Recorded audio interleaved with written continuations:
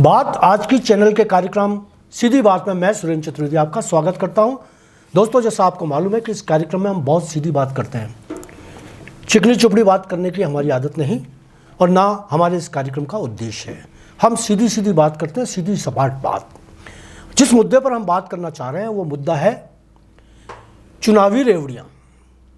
चुनाव के दिनों में जिस तरह से सर्दी का मौसम है और सर्दी के मौसम में जिस तरह रेवड़ियाँ बांटी जा रही हैं, उस रेवड़ियों पर चर्चा करेंगे। उसका क्या उद्देश्य है, किस हानिकारक है या लाभदायक है सरकार की सेहत के लिए और देश की सेहत के लिए। दोनों की सेहत इन चुनावी रेवड़ियों से कैसे बनेगी या बिगड़ेगी, इस विषय पर बात करने के लिए आपके सामने, जैसा हमेशा हम इस कार्यक्रम में, ओम माथुर जो वरिष्ठ पत्रकार हैं और विभिन्न चैनलों में आप उनकी शक्लें भी देखते रहें, उनका काम भी देखते रहें। प्रामाणिक पत्रकार के रूप में अगर माना जाए, जो बिना किसी धौंस दपट के अपनी बात को कहने का हकदार रहता है, ओम माथुर आपका स्वागत है। आप आए और हमारे इस मुद्दे पर बात करने के लिए मैं सीधा सवाल अब आपसे करूंगा कि ये चुनावी रेवड़ियां हैं क्या यार? सुरेंद्र जी, मेरा तो मानना है ये जो चुनावी रेवड़ियां हैं ये मतदाताओं को रिश्वत है, मतदाताओं को दी जाने वाली रिश्वत सीधा तौर पर माना तो रिश्वत है। आप देखिए हर चुनाव में इन रेवड़ियों की चर्चा होती है और अब दिल्ली चुनाव चुकी है इसलिए रेवड़ियों की सर्दी भी है, रेवड़ियां बिकती बहुत है। इसलिए ऐसा लगता है कि दिल्ली में चुनाव लड़ रही तीनों पार्टियों ने इस चोरी को अपना लिया कि सर्दी में बाजार में गुड़ की रेवड़ी बिकती है, यहाँ घोषणाओं की रेवड़ी बेचते हैं। जी, तीनों पार्टियां इस बात का मुकाबला कर रही कौन कितना ज्यादा, मतलब चुनाव से पहले इस बात का कंपटीशन चल रहा है कि उनकी घोषणा पत्र में कितनी रेवड़ियों की मिठास को बरकरार रखा जाए। अब आप देखिए, हालत ये है कि जो भारतीय जनता पार्टी जी और उसके प्रधानमंत्री खुलेआम रेवड़ी कल्चर की खिलाफत कर चुके हैं। और 2022 में जब गुजरात में चुनाव हो रहे थे और आम आदमी पार्टी वहाँ अपना दमखम दिखाने के लिए पहुंची थी, तब नरेंद्र मोदी ने आम सभा में कहा था ये बिल्कुल बाकायदा कि रेवड़ी कल्चर से वोट खरीदने की कोशिश की जा रही है देश में और ये कल्चर देश के विकास के लिए बहुत घातक है जी, मतदाताओं को इससे बचना चाहिए। वही पार्टी आज आम आदमी पार्टी से भी आगे निकल गई रेवड़ियों की घोषणा करने के अंदर। उदाहरण के लिए आम आदमी पार्टी ने कहा हम 21 करोड़ महिलाओं को देंगे, बीजेपी ने कहा 25 करोड़ महीना देंगे। आम आदमी पार्टी ने कहा हम 200 यूनिट बिजली दे रहे हैं, पानी फ्री दे रहे हैं, उन्होंने कहा हम इसको लागू रखेंगे। महिलाओं को गर्भवती होने पर 21,000 रुपए की एक मुश्त सहायता देंगे। मतलब किसान, महिला, बुजुर्ग, विधवा, पेंशनर, छात्र, हर आदमी के लिए रेवड़ी तैयार है। और मैं तो आपको कह रहा हूँ, अगर अपने देश में कुछ सर्वे कराया जाए एजेंसी के मार्फत, तो हर राज्य में स्थिति यह है कि जन्म लेने से बाद से लेके आदमी की मृत्यु तक उसको हर सुविधा निःशुल्क मिल रही है। आप देख लीजिए, कहीं पे बच्चे पैदा होते 6 किलो घी दिया जा रहा है, कंबल बांटे जा रहे हैं, स्कूलों को फीस दी जा रही है, साइकिलें दी जा रही है, कॉलेज में फीस, स्कॉलरशिप, मतलब ऐसा कर दिया देश को कि पूरी तरह से उसको अपने पर आश्रित कर लिया सरकारों ने। जबकि जो टैक्स मनी हम जमा कराता है मिडिल क्लास या अपर मिडिल क्लास, वो पैसा देश के विकास में खर्च होना चाहिए, वो हम रेवन्यू बांट देते हैं। मैं आपको एक आंकड़ा बताता हूँ, जो महिलाओं के लिए योजना चलती है कैश ट्रांसफर करने की, वो देश के 9 राज्यों में चल रही है अभी। कर्नाटक, मध्य प्रदेश, बंगाल, तमिलनाडु, उड़ीसा, महाराष्ट्र, असम, छत्तीसगढ़ और दिल्ली। आप ताज्जुब करेंगे, इनका सालाना बजट है 1 लाख करोड़ रुपए। 1 लाख करोड़ रुपए बहुत बड़ी रकम होती है, बहुत बड़ी होती है। 1 लाख करोड़ रुपए में तो आप मतलब कोई एक योजना इतनी बड़ी जो देश के हित में कारगर हो सकती है, उपयोगी हो सकती है, उसको लागू कर सकते हैं। किसको कहते हैं? वो पैसा महिलाओं को दे रहे हैं। हाँ। अब महिलाओं को ये क्या वोट खरीदने की सीधी रणनीति नहीं मानी जाए? बिल्कुल। कभी लाडली योजना शुरू होती है, उसके बाद एक के बाद एक योजना शुरू होती जाती है। वैसे ये इसमें कोई संदेह नहीं कि रेवड़ी कल्चर हमारे देश की पुरानी परंपरा है, लेकिन उस टाइम दक्षिण के राज्यों में महिलाओं को सिलाई मशीन फ्री मिलती थी, साड़ी फ्री बांटते थे, चावल फ्री बांटा जाता। लेकिन 2013 में अरविंद केजरीवाल राजनीति के मैदान में आए तो उन्होंने रेवड़ी कल्चर की परिभाषा बदल दी। उन्होंने इसको आधारभूत सुविधाएं जोड़ दिया, पानी फ्री, बिजली फ्री, बस में यात्रा फ्री, स्कूलों की फीस फ्री, चिकित्सा। तो पिछले 10 साल से 3 बार चुनाव जीत गया वो लगातार। बीजेपी पिछले 27 साल से दिल्ली की राजनीति से दूर है, कांग्रेस पिछले 10 साल से दूर है। बीजेपी को समझ में आने लग गया है कि अरविंद केजरीवाल सत्ता से अगर हटाना है तो उनका मुकाबला उन्हीं के हथियार से करना पड़ेगा जी। तो इसलिए इस बार बीजेपी ने लगता है खजाने के सारे दरवाजे घोषणाओं के लिए खोल दिए हैं। नैतिकताएं सब दाव पर रख दी, सिद्धांत सारे दाव पर रख दिए, मूल्य जो जीवन मूल्य है वो दाव पर रख दिए।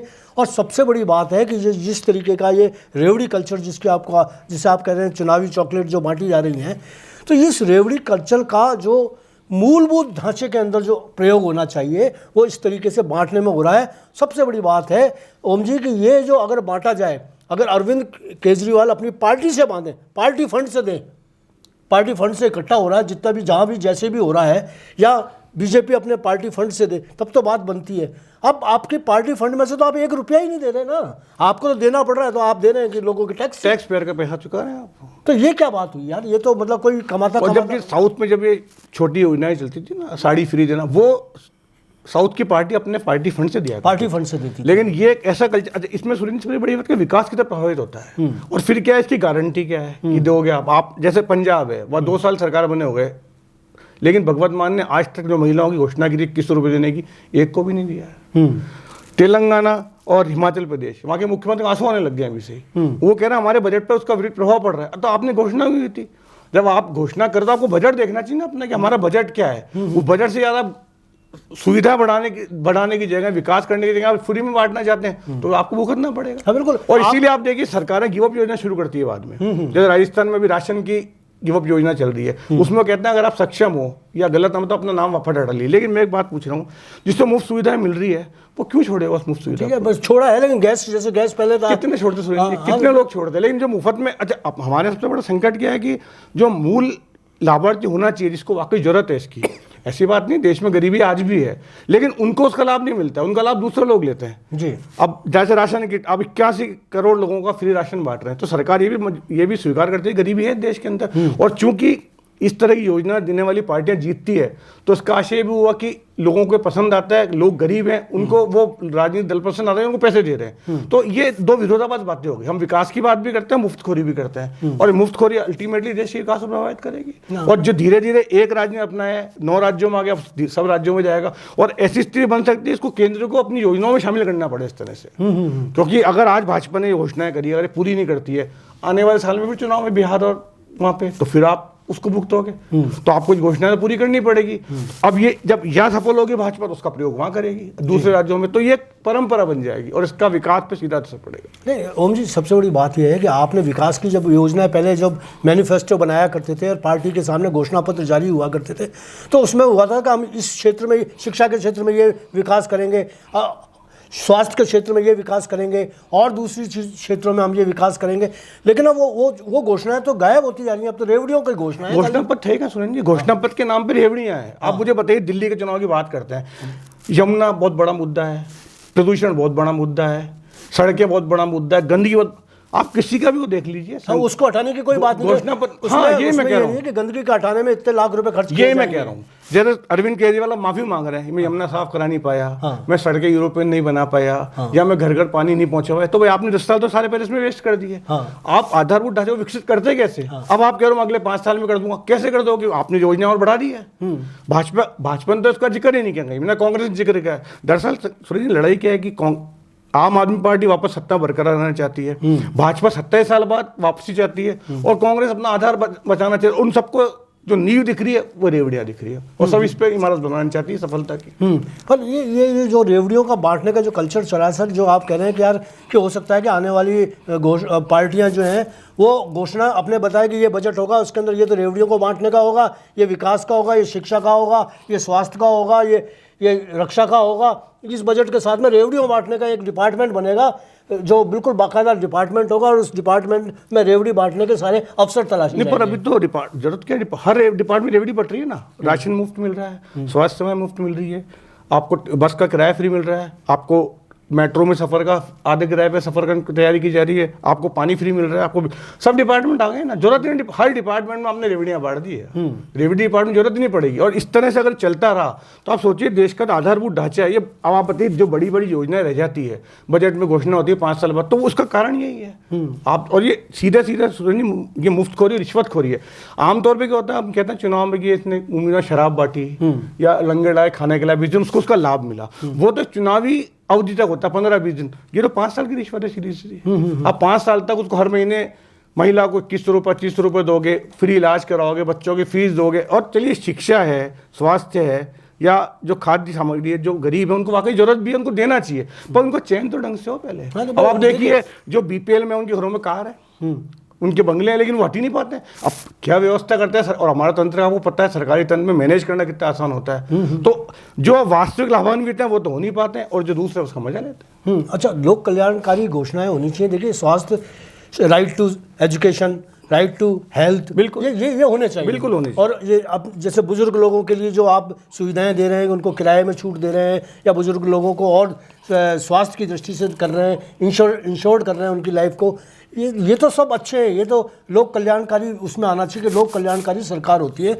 लेकिन यार, चुनावों के पहले ये घोषणाएं करना, चुनावों के बाद में आप कल्याणकारी योजना बनाइए और उसका लाभ दीजिए, लेकिन चुनावों से पहले, ठीक चुनावों के पहले 15 दिन पहले आपको एक गोल बिल्कुल ऐसे लगाते हो बाजार के अंदर, ये ले, मुझे वोट देगा ना, देगा तो फिर ये चीज़ फ्री। अब अभी देखिए ना, जैसे आम आदमी पार्टी और भाजपा दिल्ली में कंपटीशन चल रहा है।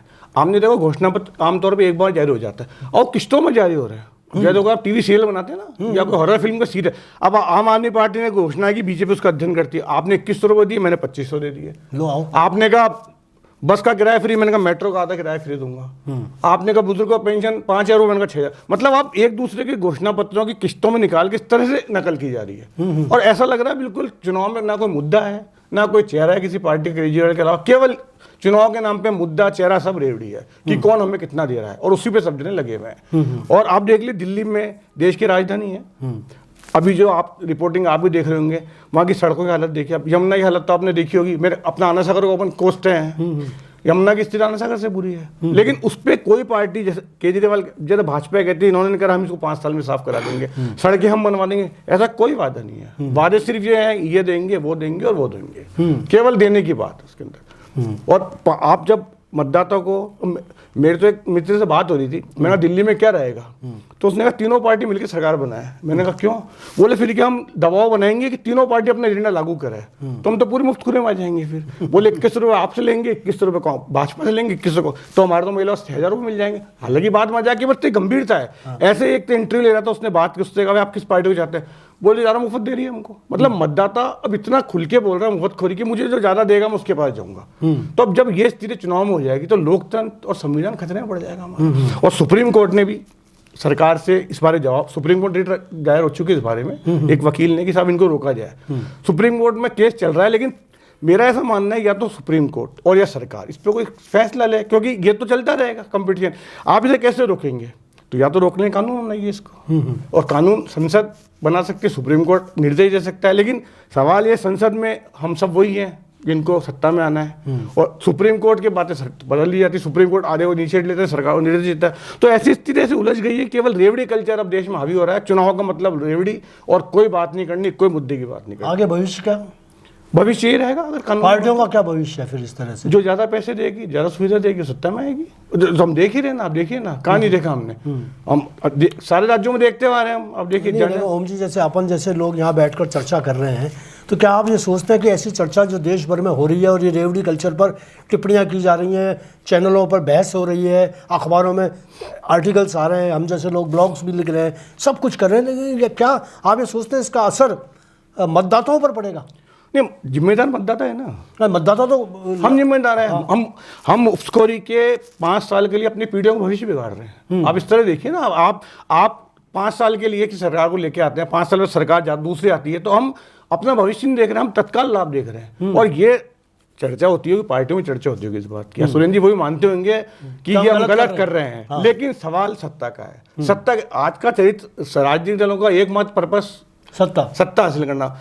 उनके लिए एक समाजीकरण जो होता है, समाज के ध्यान रखना या लोगों के साथ, उनको उससे मतलब ही नहीं है। लोक कल्याण तो ही नहीं है, समाज कल्याण का तो ये समाज कल्याण के लिए घोषणाएं हो रही है क्या? ये सिर्फ सत्ता प्राप्ति के लिए किए गए प्रयास? और एक बात बताइए, आप महिलाओं को क्या बताना चाहते हैं? महिलाएं क्या 2125 रुपये बिक्री है? इसका मतलब ये हुआ ना सीधा सीधा, आपका वोट दे देंगे, आपको वोट दे। लेकिन सुनिए, देरी है। सबसे बड़ा सवाल ये है, जहाँ जहाँ भी ये योजना चली है, सत्तारूढ़ पार्टी उसका लाभ मिला है, बिल्कुल मिला। ये आंकड़ा है, और ये सर्वे में जाहिर हुई है बात की ये जहाँ जहाँ महिलाओं की घोषणा की गई है, वहाँ पे इसलिए अब इस बार घोषणा बढ़ गई है। बस में किराया सबको देंगे। अब आते हैं मेट्रो ट्रेन, जो किसी भी देश की एक बहुत बड़ी संपत्ति होती है, उसको आप फ्री करना चाहते हैं, 50% डिस्काउंट देना चाहते हैं। बिजली आप बताइए, बिजली आप 300-500 यूनिट अगर फ्री देंगे तो जो रेवेन्यू कहाँ से होगा आपका? आप सारा पैसा तो खर्च कर रहे हैं, और खर्च कौन कर रहा है? टैक्स पेयर का पैसा है, जिसको लाभ मिलना, आपको मुझे लाभ मिलना चाहिए, योजना को हमें नहीं मिलता है, और जो मुफ्तखोर का आनंद ले रहे हैं, मुफ्तखोरी का आनंद ले रहे हैं। तो दोस्तों, आपने देखा कि रेवड़ी बंटने की जो जिम्मेदारियां हैं वो किस तरीके से बांटी जा रही हैं। चुनाव के अंदर सत्ता प्राप्ति के लिए, सत्ता सुख के लिए राजनेता और राजनीतिक पार्टियां सब मिलकर एक आंदोलन चलाए हुए हैं कि कौन किसको ज़्यादा देता है और किस तरीके से रेवड़ियाँ ज़्यादा देता है। ये रेवड़ी कल्चर अगर ख़त्म नहीं हुआ तो देश खत्म हो जाएगा, बैंक करप्ट हो जाएंगे, बैंकों की हालत बिखर जाएगी, और ये देश का हालत वही हो जाएगी जो पाकिस्तान की है या जो हमारे पड़ोसी राज्यों की है। अगर हमें इन सब चीज़ों को बचाना है तो ये रेवड़ी कल्चर को ख़त्म करना पड़ेगा। और मेरी तो भाइयों, आप लोगों से, दर्शकों से यही प्रार्थना है, यही आग्रह है कि यदि इस रेवड़ी कल्चर के विरोध में आप करना चाहते हैं तो रेवड़ी जो बांटने की घोषणाएं कर रहे हैं उन राजनेताओं को, उन राजनीतिक पार्टियों को महत्व ना दें। ये मेरा आपसे आग्रह है। आप अपने नैतिकता के आधार पर, अपने चरित्र और चेहरे के हिसाब से, पार्टियों के नेताओं के हिसाब से, पार्टियों की लोक कल्याणकारी योजनाओं के नाम पर जो आपको वोट लेने चाहिए वो वोट दें, और सत्ता जो लेना चाहते हैं वो लें। आज इतना ही, धन्यवाद।